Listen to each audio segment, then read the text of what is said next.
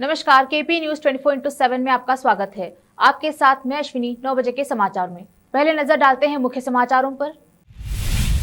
कर्नाटक में तालाब में मिले एक ही परिवार के 6 लोगों के शव। लॉकडाउन क्या खुला, एक सप्ताह में फिर वही हाल हो गया। कर्नाटक में 19 जुलाई से होगी 10वीं की परीक्षा। ट्विटर इंडिया के एमडी की पेशी मामले में सुप्रीम कोर्ट पहुंची गाजियाबाद पुलिस। हाईकोर्ट के फैसले को चुनौती।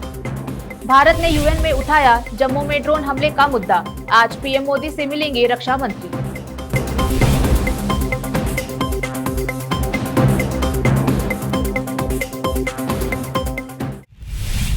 अब देखते हैं समाचार विस्तार से। कलबुर्गी में G9 द्वारा जिले में कोरोना महामारी के दौरान अपनी जान की परवाह किए बिना काम करने वाले एनजीओस को सम्मानित किया गया। इस अवसर पर G9 ने सभी एनजीओस के कार्य की सराहना की। जो हमारे गुलबर्गा के जो एनजीओस थे, जो कोविड-19 के अंदर 2021 का जो नुकसान हुआ है हमारे शहर का, हमारे देश का, जो उसमें इन लोगों का इतना बड़ा रोल रहा है कि रात दिन इतनी बड़ी मेहनत की है, हमने आंखों से देखा था। उसमें मैं खुद भी कोविड पेशेंट था, 5 दिन मैं भी एडमिट था, तो उस टाइम भी मेरी बड़ी हेल्प करने आए थे ये लोग, मुझे हर वक्त पूछने आते थे। तो इनकी मेहनत मैं समझता हूँ बहुत लाजवाब मेहनत थी इनका। कोई ऐसा मैं समझता हूँ कुछ भी करो वो हक अदा ना कर सकते इनके साथ। जो पेशेंट मर रहा है तो उसको लाना, दफनाना, ले जाना, ऑटो के अंदर, गाड़ी के अंदर, 2 व्हीलर पे तक हर वो जनों को ऑक्सीजन की ज़रूरत है। ये चीज़ें बड़े खिदमत थे। तो हमारे G9 के हमेशा हर किसी काम में आया है। अब इस बार भी हमने ये सोचा कि भाई अब इनको क्या कैसे तरीके से हम इनको खुश करना। बीजापुर में ओम साई सेवा द्वारा भाग्यार्थी तांडा के सरस्वती स्कूल में कोरोना महामारी और लॉकडाउन में परेशान हुए लोगों को सेवा के अध्यक्ष वैक्षु यादव द्वारा राशन किट वितरण किया गया। कांग्रेस नेता अब्दुल हामिद मुशर्रफ ने बीजापुर शहर में कोरोना महामारी के कारण मरने वालों के परिवार के घर जाकर उनका हालचाल जाना। इस अवसर पर मुशर्रफ ने इन परिवारों को राशन किट देकर उन्हें सरकार द्वारा संभव सहायता दिलाने का आश्वासन दिया। इस अवसर पर मुशर्रफ के साथ कांग्रेस के कार्यकर्ता सहित अन्य शामिल थे। बीबीएमपी और बीडब्ल्यूएसएसबी के बीच आपसी समन्वय के अभाव के चलते बेंगलुरु उत्तर को बेंगलुरु दक्षिण से जोड़ने वाली 3 प्रमुख सड़कों में से 2 सड़कों पर काफी दिनों से आवागमन ठप है। एकमात्र गुडशेड रोड पर आवागमन चालू है, जिस पर दिन भर जाम की स्थिति रहती है। लोगों को उत्तर से दक्षिण जाने के लिए काफी लंबा रास्ता तय करना पड़ता है। बीबीएमपी के अभियंताओं ने अगले सप्ताह में चिकपेट मेट्रो स्टेशन के पास एक तरफ यातायात शुरू कराने के लिए काम की गति बढ़ाने का आश्वासन व्यापारियों को दिया है। मॉनसून सक्रिय होने के बाद क्षेत्र की स्थिति क्या होगी, इसको लेकर व्यापारियों की नींद उड़ गई है। यादगीर जिले के शाहपुर तालुका में सोमवार को एक तालाब में एक ही परिवार के 6 लोगों के शव पाए जाने से गांव में मातम पसर गया। पुलिस के अनुसार यह संदिग्ध आत्महत्या का मामला हो सकता है। पुलिस के मुताबिक मृतकों की शिनाख्त बीमारिया सुरपुरा, उनकी पत्नी शांतम्मा, बेटा शिवराज, बेटियां सुमित्रा, श्रीदेवी और लक्ष्मी के रूप में हुई है। सूचना पाकर मौके पर पहुंची पुलिस। एक पुलिस अधिकारी के अनुसार सोमवार को सभी लोग तालाब में मृत पाए गए। बताया जाता है कि परिवार आर्थिक तंगी से जूझ रहा था और स्थानीय साहूकारों से लिए गए कर्ज को चुकाने में असमर्थ था। आशंका है कि इसी से तंग आकर सभी लोगों ने तालाब में छलांग लगा दी। अधिकारी के अनुसार हो सकता है कि वे आज सुबह करीब 10 बजे डूब गए हों, लेकिन हमें इसके बारे में तब पता चला जब उनके शव सतह पर तैरते हुए आए। पुलिस ने मामला दर्ज किया है। मामले की जांच जारी है। शहर में लॉकडाउन खुलने के महज एक सप्ताह में ही शहर का वही हाल हो गया है जो वर्ष 2019 में कोरोना महामारी आने के पहले था। लॉकडाउन के बाद शुरू व्यावसायिक गतिविधियों और वाहनों की रेलमपेल ने शहर का प्रदूषण स्तर फिर आसमान पर पहुंचा दिया है। कर्नाटक राज्य प्रदूषण नियंत्रण बोर्ड के आंकड़ों से पता चलता है कि लॉकडाउन के दौरान इसके पहले के सामान्य दिनों की तुलना में वायु गुणवत्ता सूचकांक में 35.26% का सुधार हुआ। सामान्य दिनों में मैसूर रोड पर उच्चतम AQI 77 से 113 के बीच था, जो कि मई में कोविड-19 के प्रसार को रोकने के लिए लागू किए गए लॉकडाउन के दौरान 41 से 55 तक था। प्रदूषण नियंत्रण बोर्ड के एक तकनीकी अधिकारी ने बताया कि ज्यादातर लोगों का मानना है कि बेंगलुरु में यातायात वायु प्रदूषण का सबसे बड़ा स्रोत है, लेकिन निर्माण कार्यों, मकानों के ध्वस्त करने की प्रक्रिया और यातायात के साथ उठने वाली धूल जैसी अन्य गतिविधियां भी एक बड़ी समस्या है जो AQI को प्रभावित करती हैं। कर्नाटक माध्यमिक शिक्षा परीक्षा board school leaving certificate board परीक्षा 2021 का शेड्यूल जारी कर दिया है। परीक्षा 19 जुलाई से 22 जुलाई 2021 तक आयोजित की जाएगी। राज्य भर के विभिन्न केंद्रों पर 19 जुलाई को गणित, विज्ञान और सामाजिक विज्ञान की परीक्षा होगी और 22 जुलाई को भाषाओं की परीक्षा होगी। परीक्षा एक ही पाली में सुबह 10:30 से दोपहर 1:30 तक आयोजित की जाएगी। 8 लाख से अधिक विद्यार्थी देंगे परीक्षा। इस साल 10वीं की परीक्षा में बैठने के लिए 8,73,581 से अधिक छात्रों ने पंजीकरण कराया है। कर्नाटक सरकार ने हाल ही जुलाई में SSLC परीक्षा आयोजित करने के लिए कई दिशा निर्देश जारी किए थे। अब समय है एक छोटे से ब्रेक का। देश और दुनिया भर की खबरों के लिए देखते रहिए आपका अपना टीवी चैनल KP न्यूज़ 24/7।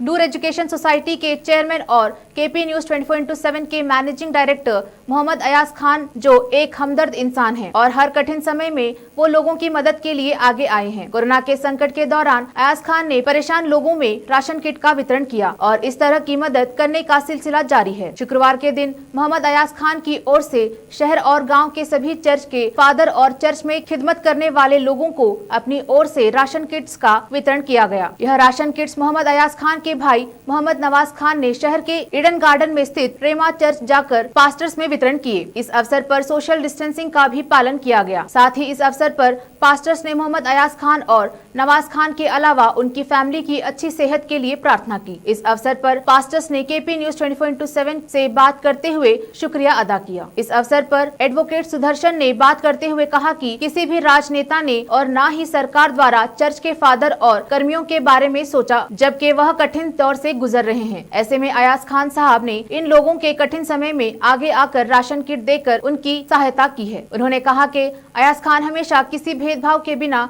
मुश्किल में रहे लोगों की मदद करते आए हैं। इसके लिए उनकी जितनी सराहना की जाए कम है। देश और दुनिया भर की खबरों के लिए देखते रहिए आपका अपना TV channel KP news 24/7।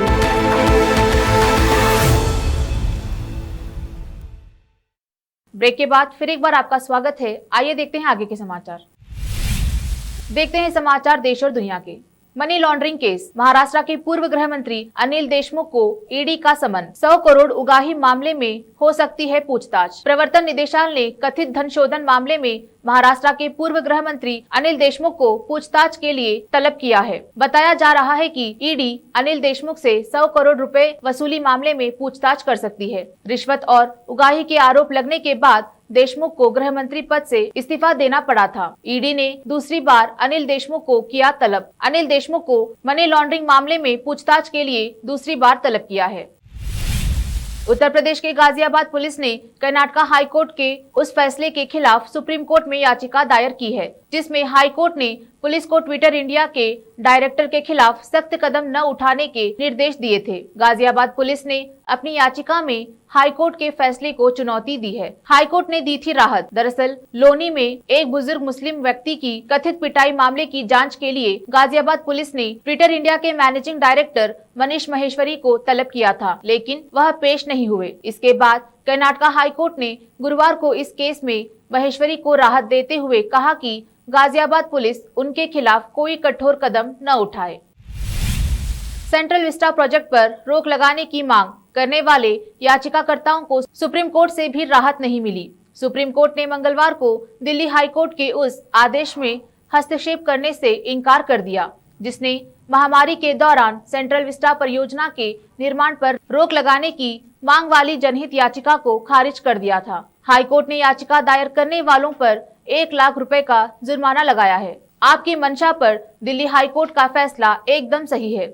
Justice AM Khanwilkar की अध्यक्षता वाली 3 सदस्यीय पीठ ने दिल्ली हाई कोर्ट के उस आदेश पर सहमति जताई है कि याचिकाकर्ता ने चुनिंदा तरीके से सेंट्रल विस्टा प्रोजेक्ट को चुना था और अन्य सार्वजनिक परियोजनाओं के बारे में भी शोध नहीं किया था, जिन्हें लॉकडाउन के दौरान अनुमति दी गई थी। पीठ ने कहा कि हाईकोर्ट के फैसले में दखल का कोई कारण नहीं बनता। जम्मू कश्मीर में आर्मी बेस पर ड्रोन हमले की साजिश का मसला संयुक्त राष्ट्र सभा में भी उठा है। भारत ने संयुक्त राष्ट्र महासभा में कहा कि सामरिक और वाणिज्य संपत्तियों के खिलाफ आतंकवादी गतिविधियों के लिए हथियारबंद ड्रोन के इस्तेमाल की संभावना पर वैश्विक समुदाय को गंभीरता से ध्यान देने की जरूरत है।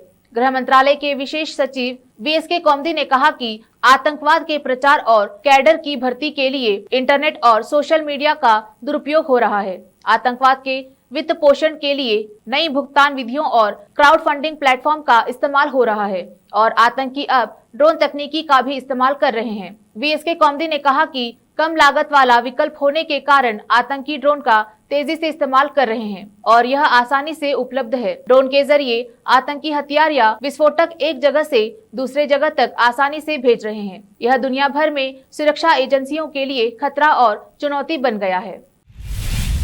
बांग्लादेश की राजधानी ढाका के भीड़भाड़ वाले इलाके में रविवार को 3 मंजिला इमारत में भीषण विस्फोट, गैस लाइन में खामी या गैस सिलेंडर में आग लगने से हुई होगी। अधिकारियों ने सोमवार को यह दावा किया। इस घटना में कम से कम 7 लोग मारे गए जबकि 400 अन्य घायल हो गए। हालांकि पुलिस ने हादसे के पीछे किसी तरह की साजिश होने की बात से इनकार किया है। हादसा मोग बाजार में हुआ। अब समाचार फिल्म नगरी के। अक्षय कुमार ने शेयर किया फिलहाल 2 म्यूजिक वीडियो का एक और रोमांटिक पोस्टर। 30 जून को रिलीज होगा टीजर। बीते दिनों बॉलीवुड सुपरस्टार अक्षय कुमार ने अपने मच अवेटेड म्यूजिक वीडियो फिलहाल 2 के फर्स्ट लुक को बीते दिनों रिलीज कर दिया था। अब अक्षय कुमार ने गाने से जुड़े दूसरे पोस्टर को रिलीज किया। इस पोस्टर में अक्षय कुमार और नुपुर सेनन रोमांटिक अंदाज में नजर आ रहे हैं। देखते हैं खेल जगत के समाचार। भारतीय क्रिकेट कंट्रोल बोर्ड ने सोमवार को आधिकारिक तौर पर यह घोषणा कर दी है कि भारत में होने वाली आगामी T20 विश्व कप आयोजन अब यूएई में किया जाएगा। इससे पहले यह खबर आई थी कि आईसीसी के इस टूर्नामेंट का इंडियन प्रीमियर लीग के बाकी बचे 14वें सीजन के तुरंत बाद किया जाएगा। टूर्नामेंट का आगाज 14 अक्टूबर से हो सकता है जबकि इसका फाइनल मुकाबला 14 नवंबर को खेला जा सकता है।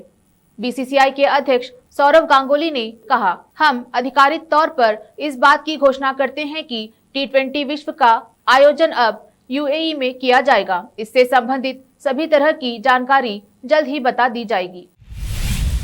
अंत में समाचार बाजार के। पेट्रोल डीजल की बढ़ती कीमतों से परेशान लोगों को थोड़ी राहत मिलने वाली है और देश में जल्द ही गाड़ियां पेट्रोल डीजल की जगह इथेनॉल पर दौड़ेंगी।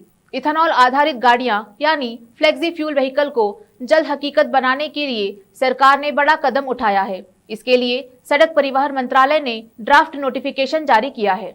सरकार अब वाहन निर्माता कंपनियों को प्रोत्साहित कर रही है ताकि वो आगे आए और फ्लेक्सी फ्यूल वाहन बनाएं। इसके तहत वाहन निर्माताओं ने इथेनॉल मिश्रित फ्यूल पर चलने वाली गाड़ियों को बनाने, टेस्टिंग और इसके लिए जरूरी मापदंड की रूपरेखा जारी की गई है। फिलहाल इस नोटिफिकेशन पर मंत्रालय ने पब्लिक और स्टेक होल्डर से 30 दिन के भीतर सुझाव भी मांगा है।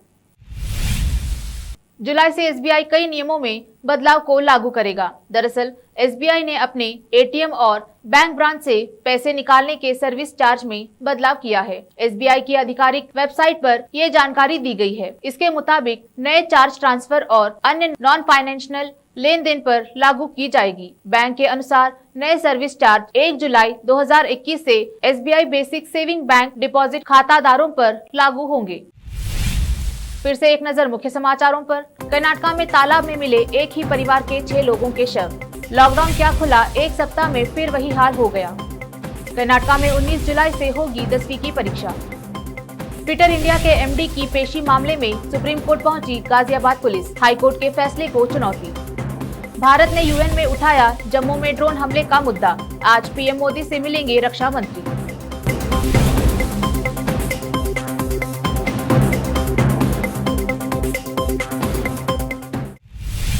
केपी न्यूज में फिलहाल इतना ही। देश प्रदेश के समाचारों के लिए जुड़े रहिए केपी न्यूज 24/7। धन्यवाद।